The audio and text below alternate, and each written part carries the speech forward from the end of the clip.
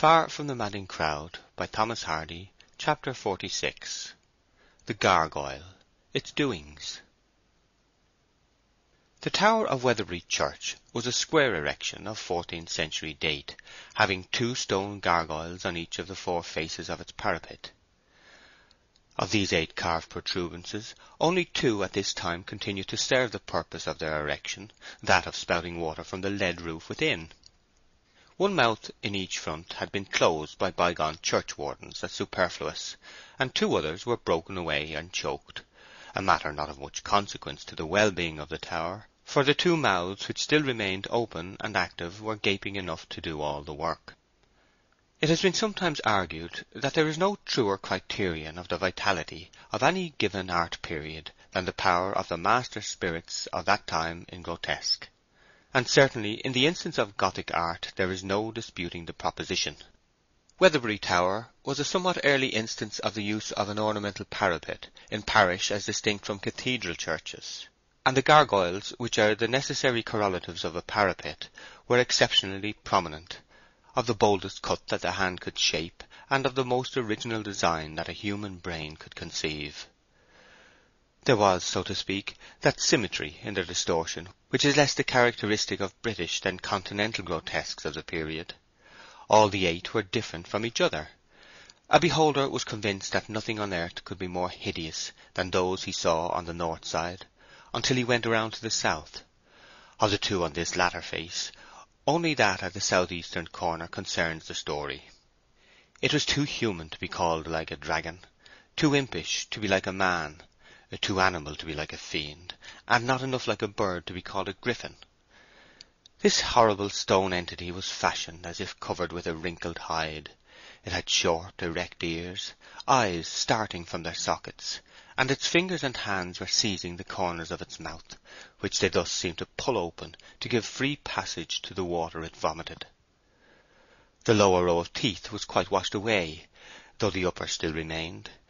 Here and thus, jutting a couple of feet from the wall against which its feet rested as a support, the creature had for 400 years laughed at the surrounding landscape, voicelessly in dry weather, and in wet with a gurgling and snorting sound. Troy slept on in the porch, and the rain increased outside. Presently the gargoyle spat. In due time a small stream began to trickle through the 70 feet of aerial space between its mouth and the ground, which the water drops smote like duckshot in their accelerated velocity. The stream thickened in substance and increased in power, gradually spouting further and yet further from the side of the tower. When the rain fell in a steady and ceaseless torrent, the stream dashed downwards in volumes. We follow its course to the ground at this point of time. The end of the liquid parabola has come forward from the wall, has advanced over the plinth mouldings, over a heap of stones, over the marble border into the midst of Fanny Robin's grave. The force of the stream had until very lately been received upon some loose stones spread thereabout, which had acted as a shield to the soil under the onset. These during the summer months had been cleared from the ground, and there was now nothing to resist the downfall but the bare earth. For several years the stream had not spouted so far from the tower as it was doing on this night, and such a contingency had been overlooked. Sometimes this obscure corner received no inhabitant for the space of 2 or 3 years, and then it was usually but a pauper, a poacher, or some sinner of undignified sins. The persistent torrent from the gargoyle's jaws directed all its vengeance into the grave. The rich, tawny mould was stirred into motion and boiled like chocolate. The water accumulated and washed deeper down, and the roar of the pool thus formed spread into the night as the head and chief among other noises of the kind created by the deluging rain. The flowers so carefully planted by Fanny's repentant lover began to move and writhe in their bed. The winter violets turned slowly upside down and became a mere mat of mud. Soon the snowdrops and other bulbs danced in the boiling mass like ingredients in a cauldron. Plants of the tufted species were loosened, rose to the surface and floated off. Troy did not awake from his comfortless sleep till it was broad day. Not having been in bed for 2 nights, his shoulders felt stiff, his feet tender, and his head heavy. He remembered his position, arose, shivered, took the spade, and again went out. The rain had quite ceased, and the sun was shining through the green, brown, and yellow leaves, now sparkling and varnished by the raindrops to the brightness of similar effects in the landscapes of Rysdale and Hobbema, and full of all those infinite beauties that arise from the union of water and colour with high lights. The air was rendered so transparent by the heavy fall of rain that the autumn hues of the middle distance were as rich as those near at hand, and the remote fields, intercepted by the angle of the tower, appeared in the same plane as the tower itself. He entered the gravel path which would take him behind the tower. The path, instead of being stony as it had been the night before, was browned over with a thin coating of mud. At one place in the path he saw a tuft of stringy roots, washed white and clean as a bundle of tendons. He picked it up. Surely it could not be one of the primroses he had planted. He saw a bulb, another, and another as he advanced. Beyond doubt they were crocuses. With a face of perplexed dismay, Troy turned the corner and then beheld the wreck the stream had made. The pool upon the grave had soaked away into the ground, and in its place was a hollow. The disturbed earth was washed over the grass and pathway in the guise of the brown mud he had already seen, and had spotted the marble tombstone with the same stains. Nearly all the flowers were washed clean out of the ground, and they lay roots upward on the spots whither they had been splashed by the stream. Troy's brow became heavily contracted. He set his teeth closely, and his compressed lips moved as those of one in great pain. This singular accident, by a strange confluence of emotions in him, was felt as the sharpest sting of all. Troy's face was very expressive, and any observer who had seen him now would hardly have believed him to be a man who had laughed and sung and poured love trifles into a woman's ear. To curse his miserable lot was at first his impulse, but even that lowest stage of rebellion needed an activity whose absence was necessarily antecedent to the existence of the morbid misery which wrung him.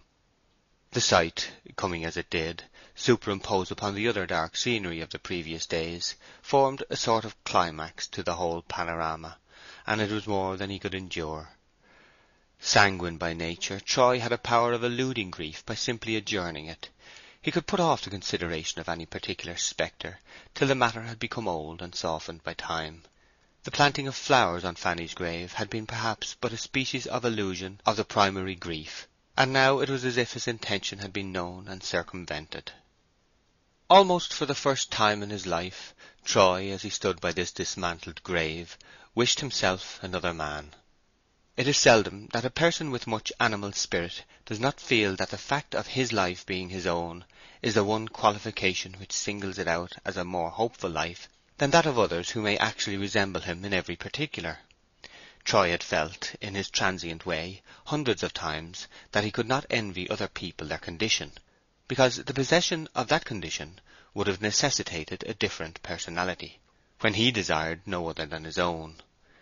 He had not minded the peculiarities of his birth, the vicissitudes of his life, the meteor-like uncertainty of all that related to him, because these appertained to the hero of his story, without whom there would have been no story at all for him, and it seemed to be only in the nature of things that matters would right themselves at some proper date and wind up well. This very morning the illusion completed its disappearance, and, as it were, all of a sudden Troy hated himself. The suddenness was probably more apparent than real.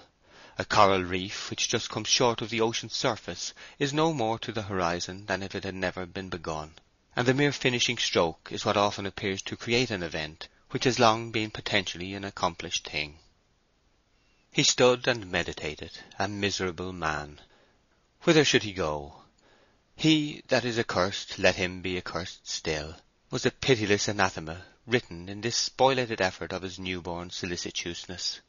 A man who has spent his primal strength in journeying in one direction has not much spirit left for reversing his course. Troy had since yesterday faintly reversed his, but the merest opposition had disheartened him. To turn about would have been hard enough under the greatest providential encouragement, but to find that Providence, far from helping him into a new course, or showing any wish that he might adopt one, actually jeered his first trembling and critical attempt in that kind, was more than nature could bear. He slowly withdrew from the grave. He did not attempt to fill up the hole, replace the flowers, or do anything at all. He simply threw up his cards and forswore his game for that time and always. Going out of the churchyard silently and unobserved, none of the villagers having yet risen, he passed down some fields at the back, and emerged just as secretly upon the high road. Shortly afterwards he had gone from the village. Meanwhile Bathsheba remained a voluntary prisoner in the attic.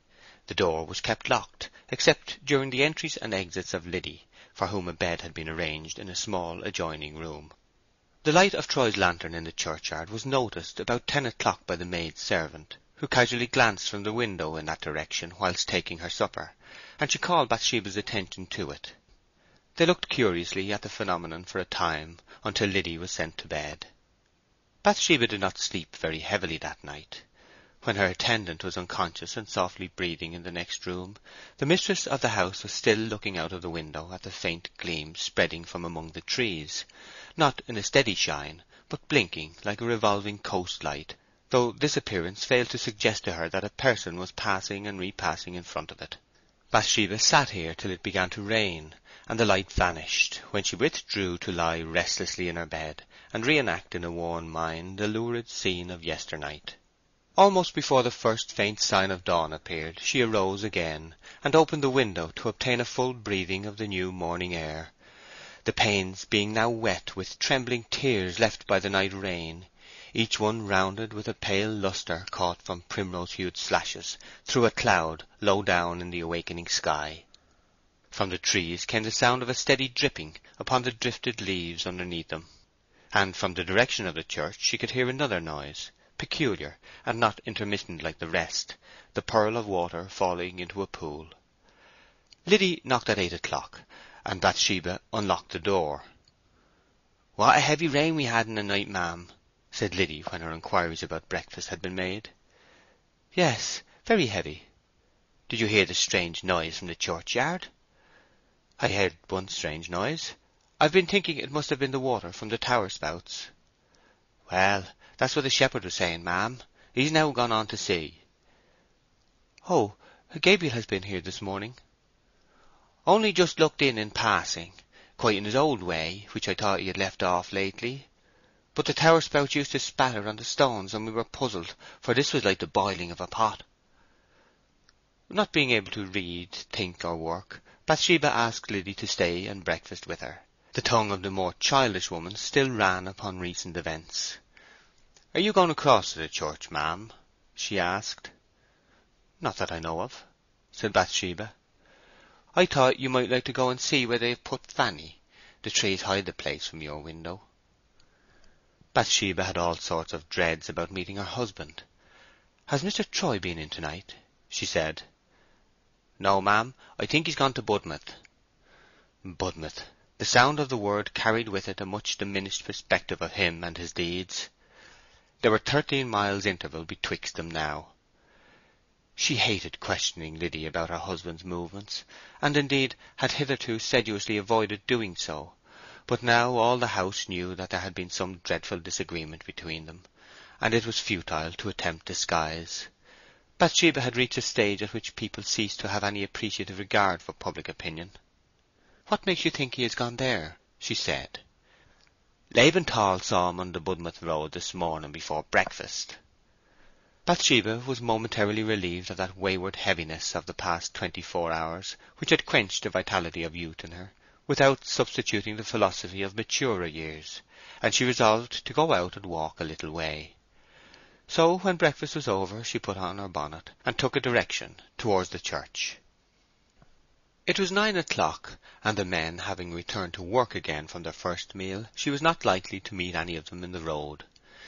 Knowing that Fanny had been laid in the reprobate's quarter of the graveyard, called in the parish Behind Church, which was invisible from the road, it was impossible to resist the impulse to enter and look upon a spot which, from nameless feelings, she had at the same time dreaded to see.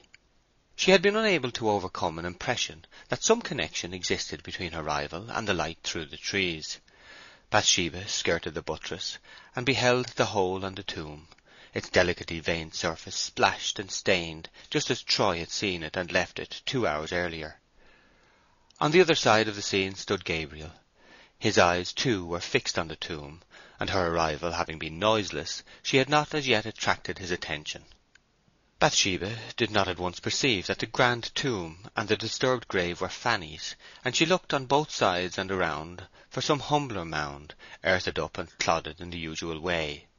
Then her eye followed Oak's, and she read the words with which the inscription opened: "Erected by Francis Troy, in beloved memory of Fanny Robin." Oak saw her, and his first act was to gaze inquiringly and learn how she received this knowledge of the authorship of the work, which to himself had caused considerable astonishment. But such discoveries did not much affect her now. Emotional convulsions seemed to have become the commonplaces of her history, and she bade him good morning, and asked him to fill in the hole with a spade which was standing by. Whilst Oak was doing as she desired, Bathsheba collected the flowers and began planting them with that sympathetic manipulation of roots and leaves which is so conspicuous in a woman's gardening, and which flowers seem to understand and thrive upon. She requested Oak to get the churchwardens to turn the leadwork at the mouth of the gargoyle that hung gaping down upon them, that by this means the stream might be directed sideways, and a repetition of the accident prevented.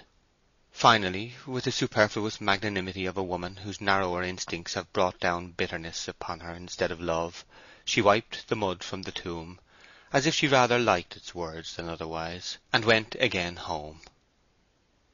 End of chapter 46.